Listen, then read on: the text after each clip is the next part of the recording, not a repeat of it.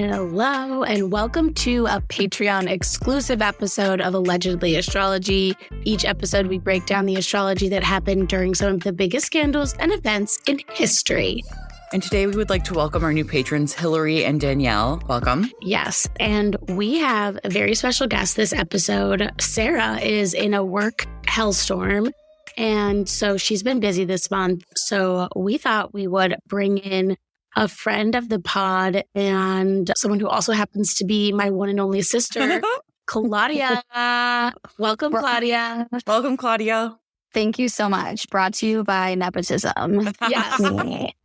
Claudia's brought to you by nepotism.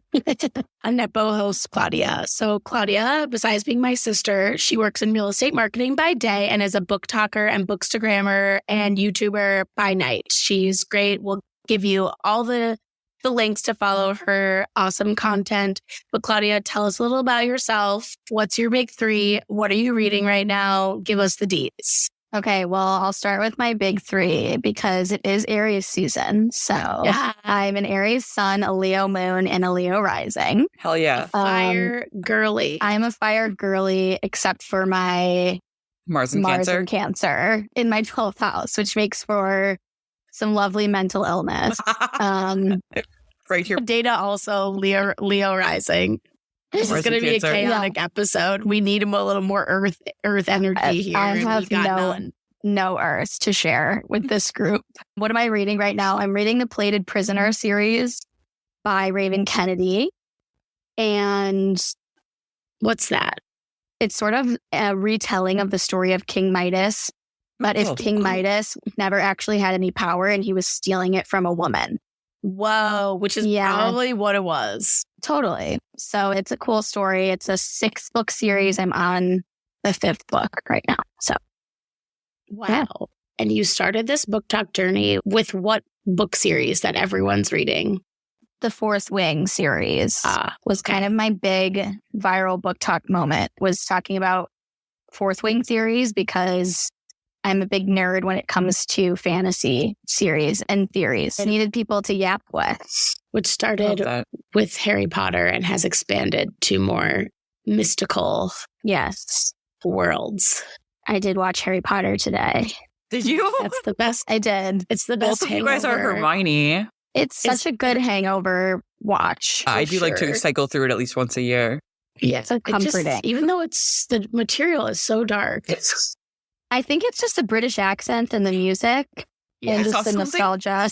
Once that someone was like, I would never fight a war for my high school. And I was like, maybe no, especially us. Are you kidding? Yeah, I think we could all go to war against our high school if we wanted to. Yeah. That's would be the other side. And fun fact, when my mom told my 3-year-old self that my sister was going to be born on my due date, I screamed, "Oh!" And my mom was really sad because she thought I would be really excited. And I'm like, wow, you know nothing about having Aries children, clearly. She still knows nothing about having Aries children. And she has 2 of them. She thought I would be so excited. And I screamed and cried. And so Claudia, I joke that she managed to stay in the womb an extra 5 days so that we wouldn't have to share a birthday. Well, also to clarify, you said that I was going to be born on your due date, but due date with me was your birthday. My due date. You know what? I'm a little sick if you can't tell. Claudia's a little hungover and Dana's really hungry. So we're all feeling a little not operating at 100%. Silly. So anyway, let's get into it. Dana, tell us, what are we talking about today? Today we're talking about Aries sensation Lady Gaga. Yes. And, we wanted to make sure this episode was peak Aries energy. So that's why Claudia's here. Mm-hmm. And we're going to discuss Lady Gaga because we love Mayhem. We'll get to that in this episode. But let's start from the beginning. Here we go. So Lady Gaga is an influential figure in pop music and is one of the world's best-selling artists. She has been ranked among the greatest artists of all time by various publications. She's won a lot of music awards and is known for her hits Just Dance, Poker Face, Bad Romance, Telephone, Alejandro, just to name a few. So let's learn a little bit more about her and her astrology. Bad Romance changed my life. Yeah. I mean, that was iconic. I mean, to be fair, it was truly iconic. Okay. Lady Gaga was born Stephanie Joanne Angelina Germanotta. Her mom was a philanthropist and business executive, and her dad, Joseph Germanotta, is an internet entrepreneur. And she also has a younger sister named Natalie. Do we know anything about Natalie? Let's look her up. She's an actress. Interesting. She was in A Star Is Born. Oh. What did she play, I wonder? She has 50,000 followers. She's a designer. Okay. I don't know. I wonder if she has a good relationship with her sister. Yeah, well, let's see. They also have a dad named Joseph, like Claudia and I have. Oh, yeah. And they both went to Sacred Heart School. Wow. We have a lot in common. And we're Aries, except for her sister's a Pisces. That's okay. We won't judge her for it. Anyway, Gaga began playing the piano at age 4, and the lessons taught her to create music by ear, which she preferred over reading sheet music. So she was like a prodigy, I guess. Yeah, growing up, she played at open mics and she studied method acting for 10 years. And she went to a music school at New York University's Tisch School of the Arts. But she later dropped out to focus on her music. So what is her big 3? Okay, Gaga was born on March 28th, 1986 at 9:53 a.m. in Manhattan, and she has an Aries sun, a Scorpio moon, and a Gemini rising, which is where she gets that prodigy from. I'm just kidding. Aries is actually also very much associated with intellectual capabilities. Interesting. The sun was in ancient astrology, so Aries and Leo were big. So that's why, Claudia, that's why you're a genius. Thanks. So her sun is exalted in Aries. She's a superstar. Her moon is fallen in Scorpio. There's massive depth here, a lot of texture in her voice. Her Mercury is both fallen and retrograde in Pisces. So this is her communicating through art. And her Venus is detriment in Aries. So that reminds me of that Facebook group that was like, Stephanie Germanotta, you will never be famous. Oh my God. Like trying to take her down. That? There was a Facebook group that I think... I think it's like high school girls who made it, but it became popular because she got famous shortly after high school, like within less than a decade after she graduated. And also, it reminds me of when Anderson Cooper asked her about rumors, like the rumors that she had a penis, and she refused to answer. And she was like, what if I do? Who cares? You know, like... Wow, I also forgot about that. Anderson Cooper, you are not... That's not cool. He wasn't at the forefront of trans rights. But a really long time ago, right? Like when she was like 2008 first coming or out. 9. Yeah. And she was like, yeah, who cares? Her Mars is exalted in Capricorn, so she has great work ethic. She also was born before the retrograde of 86. So it's a stardom on her own terms. One day I will do a series on all of the stars that are born during the retrograde and surrounding the retrograde of 86. Wait, who else? Give us some examples. Amanda Bynes, Lindsay Lohan, Mary-Kate and Ashley, Shia LaBeouf. Yeah, but I feel like all of those had very serious falls from grace. Serious.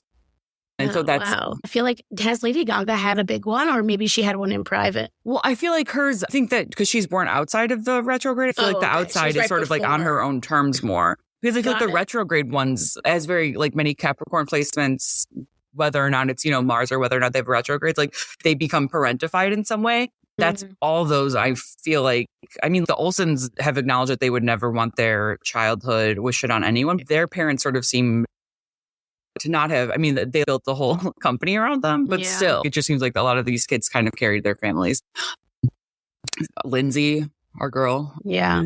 But she also has domicile Jupiter and Pisces, so she has full faith in herself. So let's just break all this down. I just thought it was interesting how many planets she has that are either debilitated or exalted or domicile. So her Aries sun is exalted. It's a strong sun.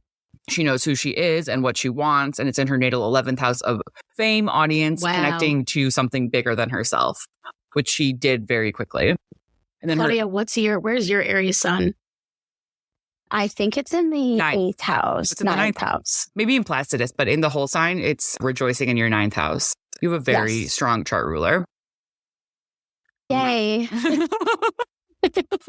And so she's her Scorpio moon, which again is fallen. It's in her 6th house of work. It's conjunct Pluto in the South Node. So she really understands subjugation and she uses this understanding to connect with others.